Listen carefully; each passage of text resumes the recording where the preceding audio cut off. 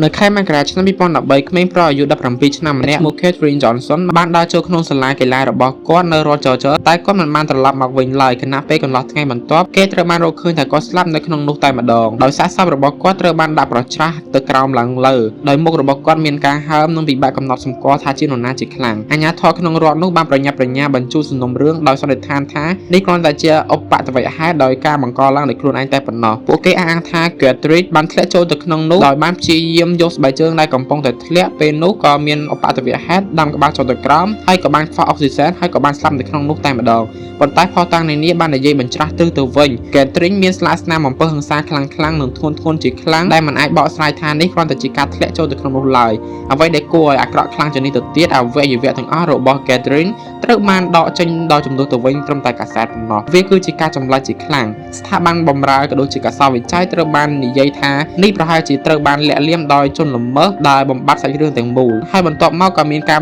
ផុសវិញ្ញាអំពីការដែលខូចកាមេរ៉ាសុវត្ថិភាពចំពេលដែល Catherine ត្រូវបានសម្លាប់ក្នុងរយៈពេលជាច្រើនឆ្នាំកន្លងមកនេះមានការប្តឹងទៅរាជរដ្ឋាភិបាលជាច្រើនក៏ដូចជាតុលាការអំពីការពិចារណាពិនិត្យអំពីរឿងក្តីនេះឡើងវិញនិងមានសារព័ត៌មានជាច្រើនបានសរសេរពាក្យចាំរាមនិងសេណារីយ៉ូជាច្រើនដើម្បីជំរុញឲ្យតុលាការស៊ើបក្តីរឿងនេះឡើងវិញមនុស្សមួយចំនួនគិតថា Catherine ត្រូវបានប៉ះទង្គិចជាមួយសិស្សដែលមានអំណាចដូចជាគ្រួសារដែលមានអំណាចដូចនេះហើយហេតុការណ៍នេះត្រូវបានកាត់ឡើងហើយក៏បានសម្លាប់ Catherine នេះចោលបាត់ទៅតែនេះគ្រាន់តែជាសេណារីយ៉ូរបស់ពួកគេនោះឡើយក៏ដូចជាសារព័ត៌មានតែប៉ុណ្ណោះទោះបីជាមានផុសតាំងជាច្រើនបានអំពាវនាវយ៉ាងខ្លាំងក៏ដូចជាធ្វើទុកបុកម្នេញទៅកាន់តុលាការដើម្បីរកភាពយុត្តិធម៌ឲ្យ Catherine ឡើងវិញយ៉ាងក៏ដោយក៏គ្មាននរណាត្រូវបានចោទប្រកាន់ពីសំណុំរឿងស្លាប់របស់ Catherine Johnson ឡើយរឿងនេះមកដល់សប្តាហ៍ថ្ងៃក៏ជាសំណុំរឿងស្លាប់ដ៏រន្ធត់និងសង្ស័យបំផុតមួយនៅក្នុងប្រវត្តិសាស្ត្រអាមេរិកដល់សប្តាហ៍ថ្ងៃព្រោះ Catherine Johnson មិនមែនធ្លាក់ចូលទៅក្នុងនោះដោយការចៃដន្យនោះឡើយគាត់ប្រហែលជាត្រូវបានគេសម្លាប់និងលាក់បាំងការសម្លាប់របស់គាត់អំពី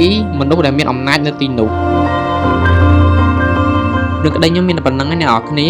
ជួបខ្ញុំម្ដងទៀតនៅវីដេអូក្រោយបាយបាយ